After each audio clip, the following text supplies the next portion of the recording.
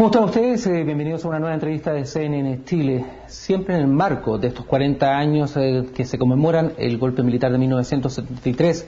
Vamos a hablar precisamente con el expresidente de la República, Ricardo Lagos Escobar. Señor Lagos, muchas gracias por recibir a CNN Gracias Chile. por la invitación. Primero, preguntarle, señor Lagos, ¿dónde estaba usted el 11 de septiembre de 1973? En Santiago, en mi casa, 7:30 de la mañana, estoy entrando a la ducha y mi mujer me dice: el golpe. Acabo de escuchar un bando militar. Los niños habían salido a la escuela siria, estaba cerca de la casa en Ñuñoa. Nos preocupamos que ya se habían ido y regresaron como a las 8:15, 8:30. Y a partir de allí, bueno, habíamos convenido que si ocurría una cosa así íbamos a ir para estar en familia con los suegros en La Reina. Nosotros estábamos en Ñuñoa y de ahí me fui a mi oficina en Flaxo, que quedaba en Infante 51, y camino a mi oficina pasé a la casa de mi madre. Pensé yo que era un día martes, que había regresado de Quintero cuando había ido el fin de semana, y me doy cuenta que se ha quedado allá. Sus dos hermanas me dicen que se quedó allá. Una de ellas me dice: bueno, ¿y este golpe qué pasa? Me acuerdo que le dije: el presidente Allende muere hoy día en La Moneda. Para mí era eso evidente. Tan pronto supe que comenzó, que el presidente se fue, era así. ¿Usted sí? Mi tía no pudo creerlo, me dijo: ¿cómo puede ser eso? Me dijo. Dije: no, él no va a salir de La Moneda vivo, él va a defender La Moneda. ¿Usted siempre ha recordado, señor Lago, de que tuvo un rol menor dentro de lo que fue el gobierno de Salvador Allende, que se le había propuesto incluso ser embajador en la Unión Soviética? Fue interventor del Banco Edwards, tengo entendido. Liquidador del Banco Edwards, así es. No obstante ello, siempre se dice que también hubo responsabilidades. Hoy día muchos dicen las responsabilidades compartidas de todos los sectores, de que no cuidar la institucionalidad. Muchos peticiones de perdón. ¿Cómo lo lee usted, señor Lago, en ese sentido? Yo lo escuché en un seminario de la Fundación Salvador Allende, donde usted decía: el gobierno de Salvador Allende, o quienes formaron parte del gobierno de Salvador Allende, no tienen por qué pedir perdón. Yo creo que el perdón es algo muy personal, pero entender qué es lo que justifica a las instituciones armadas dar un golpe de Estado no tiene justificación. Otra cosa es decir que las instituciones políticas no estaban acordes, no funcionaron bien, pero la mejor demostración es que Salvador Allende tenía presupuestado llamar a un plebiscito para resolver el conflicto. Conflicto que no se resolvió con la elección parlamentaria, en donde la oposición quería tener los 2/3 para destituir a Allende, que es lo que se necesitaba políticamente para un juicio político, y Allende esperaba tener la mayoría parlamentaria. En consecuencia ya había una situación de no solución política. Pero me parece que de allí a decir que hay que justificar el golpe es un paso demencial, porque yo creo que tenemos que sacar las consecuencias adecuadas de un enfrentamiento como ese, de por qué se llegó a esa situación. Pero como lo dije también en esa intervención a que usted se refería, una cosa es que el gobierno de la Unidad Popular, como cualquier gobierno, haya cometido errores, y otra cosa es que después se pretendan justificar los horrores. Señor Lagos, muchos también han planteado que se ha tratado de emparejar la cancha en estos días. Es el deseo de creer de que aquí esta situación es pareja. Acá hubo un golpe de Estado e instituciones armadas. Acá no hubo guerra. Acá hubo, si me lo excusa, un ejército de ocupación, que es distinto. Y entendieron que estaban en guerra con todos. Entonces creo que si no nos ponemos de acuerdo en un diagnóstico común de lo que pasó, en estos días todos hablan de la necesidad de conocer la verdad, hemos hecho un gran esfuerzo, la justicia se ha hecho un gran esfuerzo, pero queda mucho todavía. Y cuando aparecen rostros de ayer en la televisión de hoy, como en este canal ayer con Contreras, me parece a mí que eso es positivo en términos que estamos mostrando el rostro de lo que era ayer. Y en ese contexto a rato se nos olvida cómo eran las situaciones. Se nos olvida que un comandante en jefe del ejército, Augusto Pinochet, cuando sale el informe Rettig, dice que eso a la basura, no sirve para nada, en una ceremonia oficial del Ejército de Chile ante una escuela militar formada. Entonces, es compleja la transición, pero no digamos entonces que miramos para atrás y todos tenemos iguales responsabilidades. Y por lo tanto, lo único que yo quisiera decir es, en este momento hay que tener especial cuidado, porque yo lamento mucho. 10 años atrás intenté y se hizo una ceremonia ecuménica cuando abrimos las puertas de la moneda. Creo que es una lástima que este año no se haya podido concordar un procedimiento para que hubiera habido una sola ceremonia. Usted habla de un ejército de ocupación, usted habla de militares. ¿Qué pasa con los civiles, señor Lagos? Es que creo que esa pregunta es muy importante, porque alguien me comentaba hoy que muchos estaban comenzando a hablar de un golpe no militar, un golpe cívico-militar, porque acá hubo muchos que aplaudieron, que justificaron, que participaron, que dieron ideas, que colaboraron, y es tan sorprendente escuchar los que no supieron nada, en circunstancias que todos los que estábamos fuera de cualquier actividad con el gobierno sabíamos lo que pasaba. Había que abrir los ojos para darse cuenta. Creo que ese es un capítulo que está todavía por escribirse. Las palabras del presidente Piñera, señor Lagos, cuando, por ejemplo, dice que la justicia no actuó, o haciendo un llamado al Poder Judicial, que la prensa no estuvo también al nivel. ¿Cómo lo ve usted? ¿Cómo vio precisamente ese comportamiento del Poder Judicial, o de la prensa, o de alguna prensa en esa época?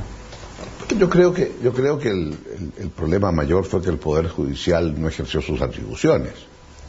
Él entendió automáticamente que no era un poder independiente.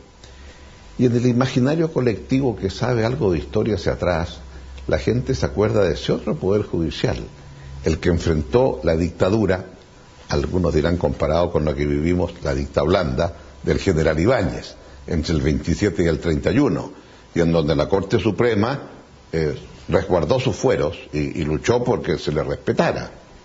Acá no hubo eso, y por lo tanto creo yo que tiene razón el presidente Piñera cuando dice el Poder Judicial no estuvo a la altura, y de ahí la declaración de días pasados, que yo creo que todos aplaudimos en el sentido que es un proceso importante. Y también creo que tiene razón el presidente Piñera cuando se refiere a qué hizo la prensa durante los años del régimen militar o cívico-militar, porque nunca se cuestionó lo que era la información oficial. Y cuando se decía se aplicó la ley de fuga, todos sabíamos que esa gente había sido ejecutada, que no había habido tal fuga, pero nunca se investigó si había habido la fuga. Ahí hay responsabilidades, yo creo, de no haber querido ejercer. Yo entiendo las dificultades del contexto, pero por algo la prensa tenía mayores grados de libertad. Usted hablaba de la entrevista que le concedió CNN, no solamente a CNN Chile, sino que a otros medios de comunicación también, quien fue el jefe de la DINA, Manuel Contreras, negando absolutamente las torturas, negando también que la DINA haya tenido centros de tortura y que hayan sido torturados. Incluso hablaba de que los 1000 detenidos desaparecidos están hoy día en el cementerio general. Y usted dice, bueno, finalmente hay un rostro ahí también que recuerda eso. Y sin duda alguna, ¿cómo le cayeron a usted esas palabras de quien fue el máximo jefe del mecanismo represor de la dictadura de Pinochet? Que o no tiene memoria,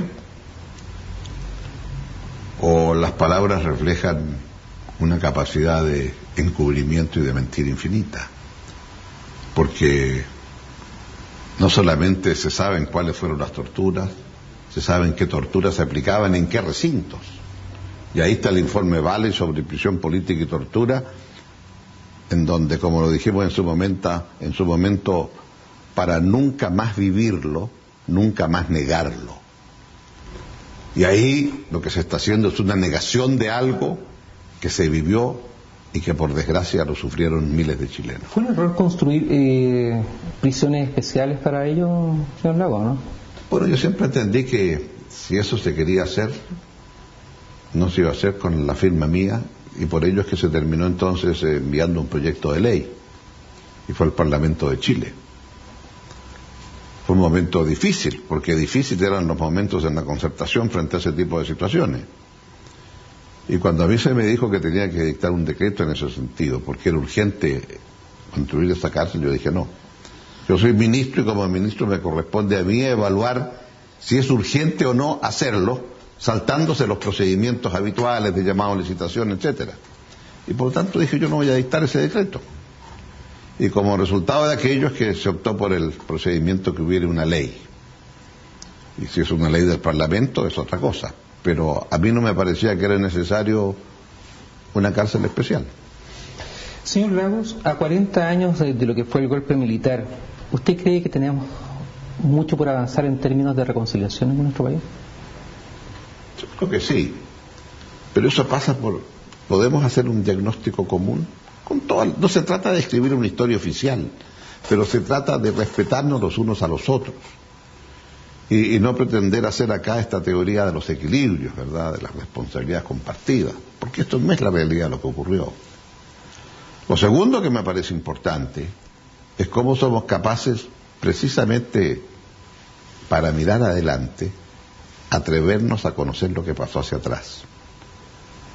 Porque los pueblos construyen el futuro a partir de reconocer y atreverse a mirar lo que pasó. ¿Por qué Chile se atrevió a mirar lo que ha mirado en estos 40 años? La televisión ha mostrado lo que no mostró antes, porque se siente esta sociedad más madura para atreverse a mirar aquello y no esconderlo debajo de la alfombra. Y eso es lo que yo creo que nos tiene que hacer bien como sociedad. Y porque atrevemos a mirar atrás, podemos entonces también decir ¿y cómo construimos los próximos 40 años? Y en ese contexto me parece muy importante que si tenemos un diagnóstico común, también entendamos que tenemos que tener una carta constitucional que nos interprete a todos, porque es el texto por el cual aprendemos a procesar nuestras diferencias. Y hasta ahora lo que tenemos es un conjunto de modificaciones.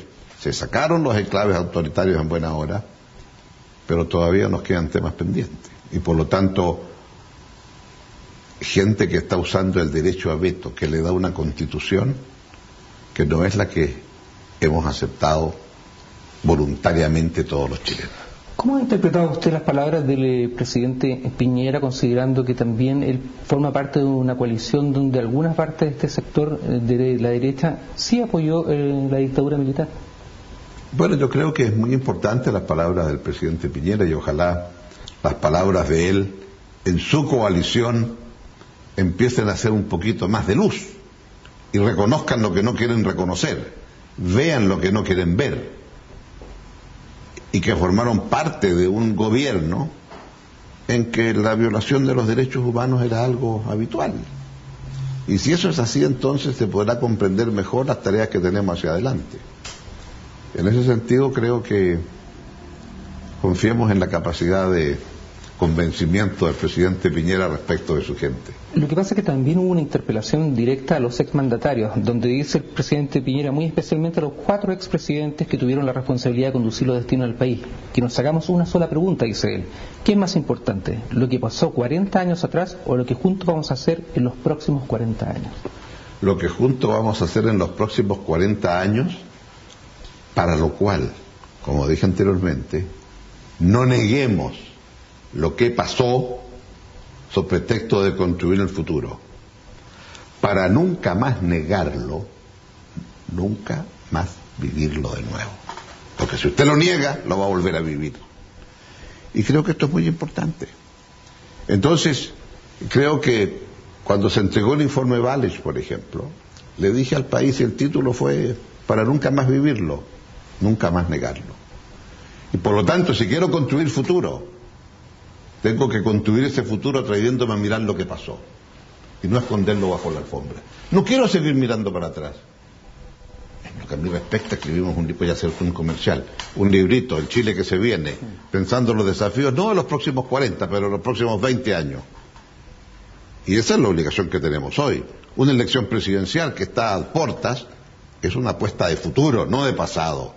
La ciudadanía vota por el futuro, por lo que se le ofrece hacia adelante. no por lo que se hizo. Pero eso no significa que no recordemos lo que hicimos para no volver a repetirlo cuando es tan negativo como fue ese golpe de Estado. Por último, señor Lagos, usted escribió también una columna de opinión en el diario El País, muy breve. Quería preguntarle respecto a cómo va a quedar, según usted, la figura del expresidente Allende en la historia reciente. Yo creo que Salvador Allende es parte de la historia de este país. Creo que ese discurso último, él lo dice desde la historia y para la historia. Y creo que ese discurso también es un llamado hacia el futuro. Cuando él habla esa imagen poética de las grandes alamedas que se van a abrir, está hablando de alamedas, de perspectiva, de horizonte, de largo plazo. Vendrán otros hombres, dice, vendrán otros hombres y mujeres. Y luego dice, donde el hombre libre, en libertad, construye una sociedad mejor, más justa, más igualitaria. ¿No estuvo muy solo Allende al final de su gobierno? Es cierto, Allende al final se sintió solo porque él entendía que se iba a terminar en una situación como la que podía terminar, que fue el golpe. Y cuando él llamó a plebiscito, lo hizo no obstante que algunos le dijeron de los suyos, presidente, las revoluciones no se plebiscitan. Y yo creo que Allende tomó la decisión de llamar a un plebiscito para encontrar una salida política y evitar el golpe. Desgraciadamente era ya muy tarde. Señor Lagos, quiero agradecerle que haya conversado con CNN Chile, también en este día en que se está conmemorando, por cierto, los 40 años del golpe de 1973. Muchas gracias. Y a ustedes muchas gracias también por la sintonía. Continúe, por cierto, en las pantallas de CNN Chile.